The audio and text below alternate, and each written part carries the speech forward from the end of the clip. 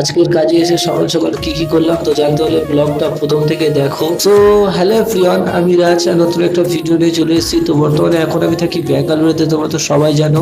সকাল সকাল রেডি হয়ে কাজে চলে এসেছি, আর আসার পর কাজে লেগেও গেছি, কারণ আজকের কাজ আছে, আবার ঢালাইও আছে। তো এখন এই কাজটা করবো, আবার সন্ধ্যার পরে মানে রাত্রে আবার ঢালাই আছে। তো রেডি হচ্ছি গ্লেন্ডিং করবো বলে, আর এদিকে আমি পুরো রেডি গ্লেন্ডিং করার জন্য।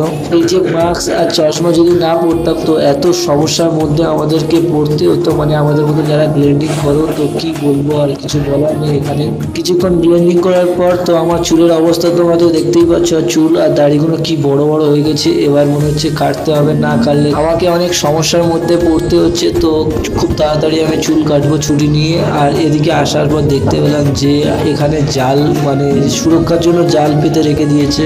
প্রত্যেকে কেউ যদি ভুলবশত পড়ে যায় তো তার কিছু হবে না, কারণ এই জালই তাকে রক্ষা করবে। এখন বাজে 5টা 49, আর এখন রোদটা তোমরা দেখতে পাচ্ছ কতটা রোদ, তোমাদের দেখায় একবার কত রোদ আমাদের এখানে।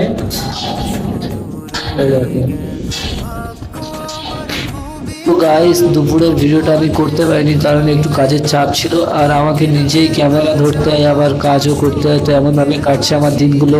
তো একটু পরে আবার সন্ধ্যা হয়ে যাবে, আর আমাদের নাইট হচ্ছে, আজকে নাইট হবে, তো দেখা যাবে।